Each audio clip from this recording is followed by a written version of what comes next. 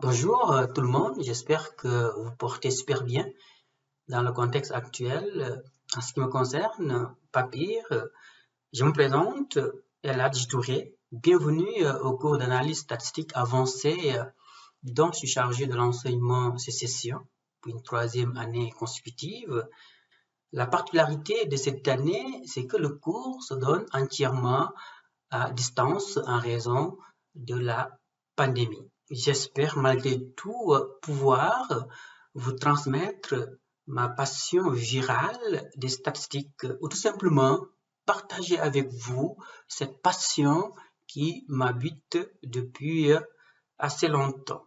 En fait, bien que j'ai reçu une formation en sociologie entamée au Sénégal, et sanctionné par un doctorat de l'université Laval, j'ai eu à suivre au total une dizaine de cours de statistiques, dont certains dans le cadre de mon cursus de sociologue et d'autres dans le cadre d'un programme de statistiques sociales avancées que j'ai complété.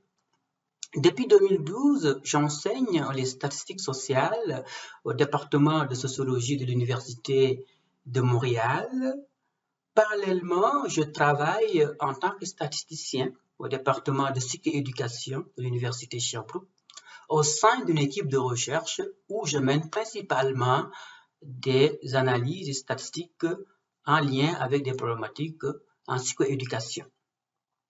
Depuis 2012 également, je travaille comme statisticien au département de sciences politiques de l'université Montréal pour le compte d'un groupe de recherche qui s'intéresse aux prédictions du comportement électoral. Par le passé, j'ai eu également à travailler en tant que consultant en analyse statistique à l'Institut universitaire Douglas de McGill sur des problématiques de santé mentale. Et donc, par expérience et en raison de la formation reçue, je sais que l'enseignement et l'apprentissage des statistiques constituent un important défi en sciences sociales, particulièrement parce que les étudiants sont réfractaires à l'idée de devoir suivre un cours de statistiques. Des stats qu'ils jugent comme étant trop théoriques, trop compliquées, trop rébarbatives, de telle sorte qu'il en résulte une forme d'anxiété. L'anxiété statistique dont parle précisément Cousineau et Hardin dans un texte qui est effectivement disponible et qui fait l'objet de lectures suggérées. Et justement, ces auteurs pensent que cette anxiété s'explique entre autres par la façon dont les statistiques sont enseignées, c'est-à-dire comme un cours de mathématiques. En fait, ce qu'il faut dire, c'est que au-delà même de cette appréhension et de cette réticence des étudiants, la matière elle-même est complexe. Complexe parce que les statistiques impliquent des raisonnements mathématiques souvent fastidieux et surtout complexe parce que les statistiques comportent une pluralité d'outils dont le choix doit être fait de façon appropriée. En particulier, pour tel problème objectif de recherche, quelle technique statistique mobiliser et comment accéder à son intelligence? Voilà où réside en grande partie la complexité des statistiques. Et il est tout à fait illusoire de la nier. Je me rappelle une petite anecdote que j'aime raconter souvent à mes étudiants. Quand je donnais le cours de statistique pour la première fois, c'était au département de sociologie et d'anthropologie de l'université d'Ottawa à l'automne 2010, j'ai été voir la directrice du département qui m'a présenté à l'ex-responsable du cours, qui, après m'avoir dit « Bonjour, M. Touré », aussitôt a rajouté toutes mes condoléances. Évidemment, sur le coup, je n'avais rien compris. Donc, il m'a fallu quelques secondes pour réaliser que pour lui, en fait, j'étais un prof mort. Pourquoi? Parce que j'enseigne les statistiques acquis de surcroît à des étudiants en sciences sociales. Évidemment, cela m'avait donné un peu la frousse. Peut-être pas celle de ma vie, mais quand même, surtout que c'est la première fois que j'enseignais. Mais vous aurez compris que je suis toujours vivant après 10 ans. En fait, tout ceci pour dire que Si l'enseignement des statistiques constitue un défi pour les professeurs, eh bien leur apprentissage l'est autant chez les étudiants. Mais c'est un défi qu'il est possible de relever et nous allons le relever ensemble, si vous le voulez bien. En ce qui me concerne, ce que je m'impose et que vous êtes en droit d'attendre de moi dans ce cours, c'est qu'il y ait moins de formalisme mathématique et plus d'illustration pratique. Eh bien, moins de formalisme mathématique ne signifie pas qu'il n'y aura pas des formules de calcul. Eh bien, il y en aura. Mais chaque fois que j'avance une formule de calcul, bien, je l'exprime en des formes sémantiques, autrement dit, en des termes plus faciles à comprendre par vous en particulier, autrement dit, par des scientifiques du social et de l'humain. En particulier, il sera très important pour vous de savoir que derrière chaque formule, il y a une forme d'intelligence qu'on cherche dans le cadre de ce cours à mettre en évidence. Et par conséquent, la compréhension des concepts statistiques sera au cœur de ce cours. Plus d'illustrations pratiques signifie que les statistiques seront appliquées à des situations concrètes susceptibles d'être rencontrées en sciences sociales et humaines. En particulier en sociologie, de formation professionnelle oblige, lorsqu'il s'agit en particulier d'étudier des phénomènes sociaux comme les inégalités, les déviances. En psychologie, lorsqu'on s'intéresse à des phénomènes individuels comme la dépression, l'intelligence.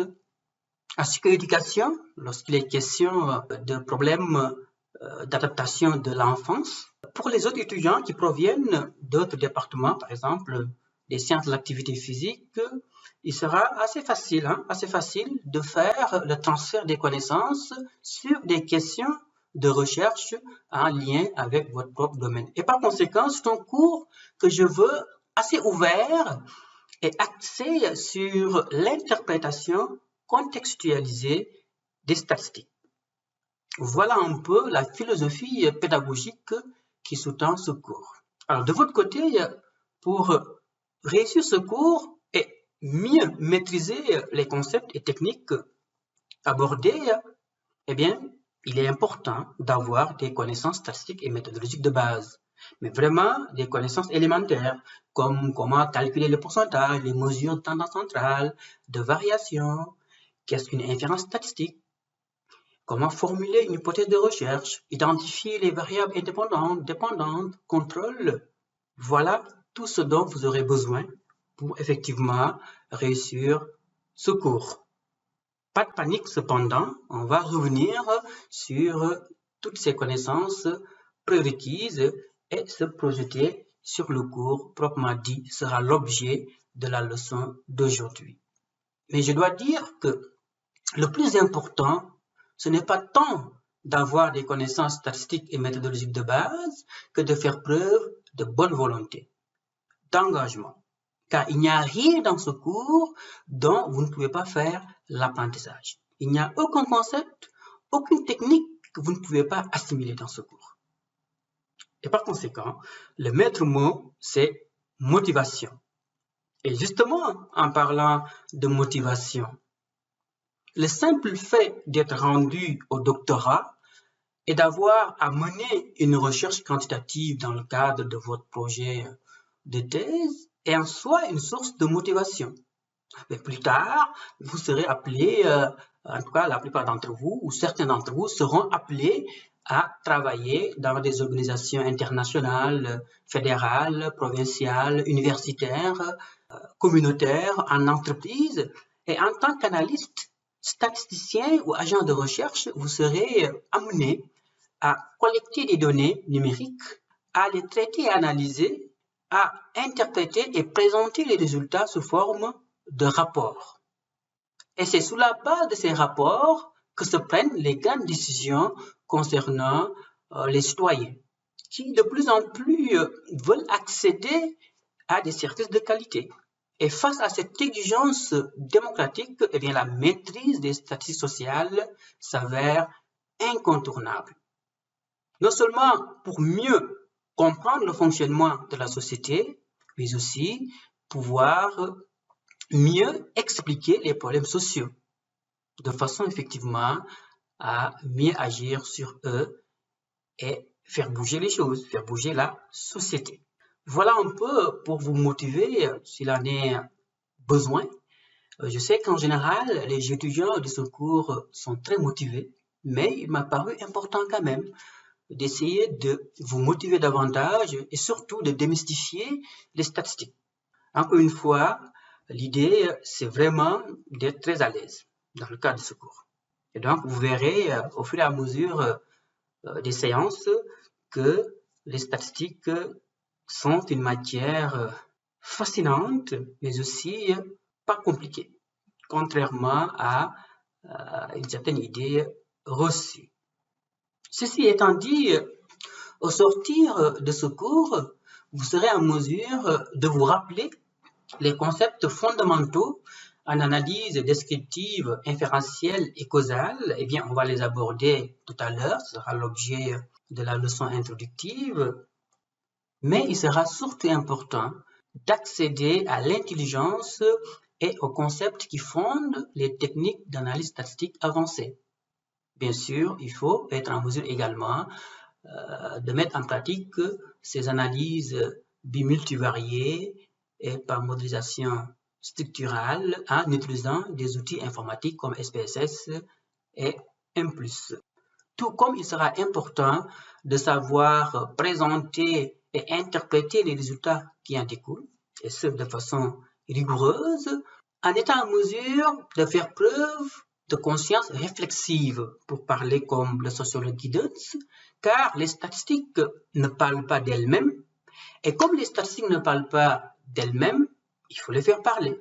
Et parfois, on a tendance à leur faire dire n'importe quoi, comme lorsque le docteur Mayou avançait que les Blancs étaient plus intelligents que les Noirs. Eh bien, nous verrons qu'une telle relation entre l'ethnie et le quotient intellectuel est beaucoup plus complexe et que c'est ce qu'on appelle dans le jargon statistique une relation fallacieuse.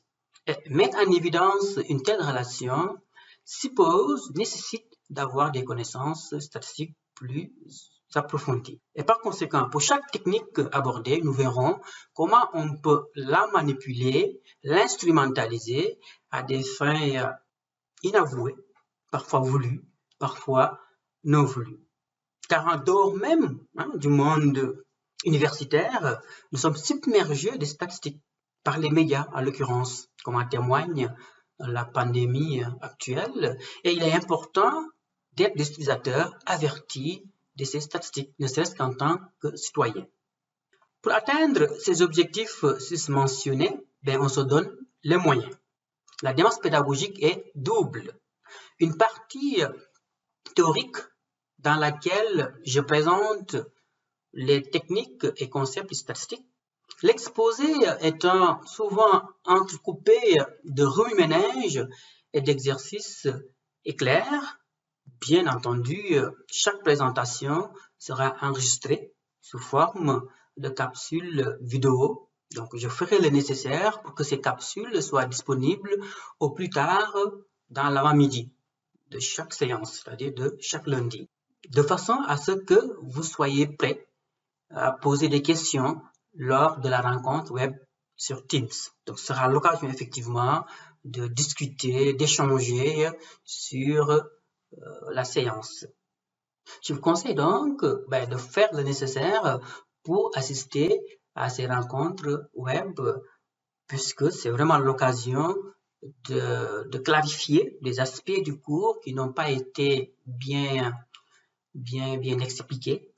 Alors, si vous avez des questions, c'est l'occasion de partager avec le prof, avec les autres étudiants également. Alors, c'est une rencontre d'1 heure de temps pour chaque séance.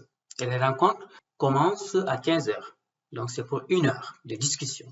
Une partie pratique dans laquelle nous appliquons les connaissances théoriques préalablement assimilées dans le cadre des présentations théoriques. Donc ici, on va utiliser principalement les logiciels SPSS et M+. SPSS pour procéder à des analyses bimultivariées, M+ de la modélisation par équation structurale. Pourquoi SPSS? Parce que c'est le logiciel, de mon point de vue, le plus fréquemment utilisé et le plus accessible en termes de manipulation. M+, parce qu'effectivement, c'est un logiciel dont la programmation syntaxique n'est pas très difficile. Et surtout, c'est un logiciel qui est très flexible. Alors, en principe, à travers le serveur View, vous avez la possibilité d'accéder à ces logiciels, c'est-à-dire SPSS et M+. En tout cas, vous avez obtenu l'autorisation. Alors, vous aurez autant de labos que de présentations. Vous aurez 10 présentations théoriques, vous aurez 10 labos web. Mais pour des raisons administratives, on va respecter le nombre d'heures du côté de l'administration, eh bien, on a organisé le cours en seulement 5 labos, mais c'est vraiment 10 labos. Autrement dit, autant de labos que de présentations. En général, les labos web sont faits de telle sorte que vous puissiez suivre les démonstrations du professeur en même temps que lui, manipulant, bien sûr, ces logiciels. Donc, voilà un peu la séquence du cours. Dans un premier temps, vous visionnez la présentation théorique. Elle sera disponible dans l'avant-midi. Dans un second temps, c'est la rencontre web sur Teams à partir de 15 h. Et dans un troisième temps, vous faites le labo web. C'est la séquence que j'ai définie, mais vous pouvez effectivement la redéfinir, cette séquence. Puisqu'effectivement, les capsules sont disponibles avant 15 h, vous pouvez, dès le matin, visionner la présentation théorique, suivie du labo web, avant de vous rendre à la rencontre Teams. Donc, vous avez tout le loisir d'organiser la séquence de votre apprentissage. C'est peut-être l'un des intérêts de l'enseignement à distance, c'est que vous ayez la possibilité effectivement de vous organiser et de suivre le cours à votre rythme. Des ressources sont également disponibles pour vous, en particulier avant chaque cours. Il est conseillé de lire des textes qui sont disponibles sur le site Studium. Également, vous avez 2 livres à acheter, éventuellement. En particulier, l'ouvrage de Caron est un petit livre. Voilà comment il se présente. Donc, c'est un petit livre qui porte sur la modélisation par équation structurale avec M+. Ce que j'aime particulièrement dans ce livre, c'est que pour chaque technique abordée, l'auteur nous présente et la syntaxe et la façon d'interpréter les sorties M+. L'autre ouvrage est un peu volumineux, c'est l'ouvrage de Feld qui porte sur les analyses statistiques. Alors, c'est un ouvrage qui couvre pratiquement toutes les techniques statistiques bi- et multivariées. Alors, ce que j'aime particulièrement, c'est le style de l'auteur. Donc, c'est un style qui facilite la lecture, bien sûr, avec un peu d'humour débordant. Mais dans l'ensemble, c'est un ouvrage qui est très bien écrit et je vous conseille vivement de l'acheter, en particulier si vous comptez poursuivre votre apprentissage des statistiques au-delà de ce cours. Donc, c'est un ouvrage qui va pouvoir vous accompagner pendant même toute votre vie. Bien sûr, nous allons beaucoup interagir à travers le site web du cours, sur Moodle. Tout ce qui est évaluation, tout ce qui est documentation, tout ce qui est plan de cours se trouve sur le site web du cours. Bien sûr, je suis disponible pour un rendez-vous, mais généralement, ce sera sur Teams. Donc, n'hésitez pas, si vous avez des questions concernant le cours, concernant les labos, à demander une rencontre. Généralement, je suis disponible surtout les vendredis. Et finalement, comme pour tout cours, bien sûr, vous serez évalué. Donc, vous aurez à réaliser 4 travaux pratiques, donc 4 TP, qui comptent pour 15% chacun. Je vous donne une base de données, des questions de recherche, et vous y répondez en manipulant la base de données, en présentant en particulier les résultats obtenus et en les interprétant. C'est un peu le sens des TP. Donc, ils sont réalisés sous forme de rapports d'analyse. En général, les TP sont disponibles au moins 10 jours avant leur remise. Et donc, vous avez au moins 10 jours pour réaliser les TP. Et bien finalement, vous aurez à effectuer un travail de session qui compte pour 40%. Vous avez tout le loisir de choisir votre problématique de recherche, de choisir votre base de données et d'utiliser au moins 3 des techniques abordées dans le cadre de ce cours pour structurer votre travail de session. Généralement, les étudiants travaillent sur leur propre projet de recherche. Justement, je vous encourage à choisir un sujet de recherche qui est peut-être en lien avec votre propre projet doctoral.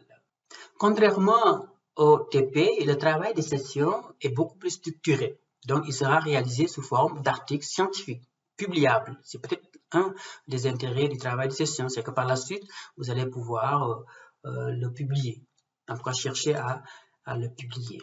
Voilà pour ce qui est de la présentation générale du cours. Si vous avez des questions sur cette présentation, eh bien, on aura l'occasion d'en reparler tout à l'heure lors de notre rencontre sur Teams. Avant de finir, ayons un aperçu quand même du contenu du cours de statistique sociale avancée ou d'analyse statistique avancée. La partie 1 traite des statistiques multivariées. Nous verrons d'abord description et inférence statistique, étant entendu que je vous introduirai au même moment à l'analyse causale. Analyse tabulaire bi-multivariée qui carré et mesure d'association, comparaison de moyenne test de T ANOVA factoriel, régression et corrélation linéaire multiples, et finalement nous aborderons la régression logistique binaire et multinomiale. Pour chacune des 5 séances, il y aura et théorie et labo SPSS. Dans la deuxième partie, nous aborderons les statistiques multivariées approfondies. Analyse de médiation et de modération notamment. Modélisation par équation structurale, ce sera l'occasion de vous introduire au logiciel de modélisation M+, outre la théorie. Analyse en composantes principales et analyse factorielle, théorie mais aussi labo SPSS et M+, modélisation de trajectoire latente, théorie et labo M+, et finalement discussion autour de la modélisation. Ce sera l'occasion de faire la synthèse du cours tout en ayant un aperçu sur d'autres développements. Voilà, merci.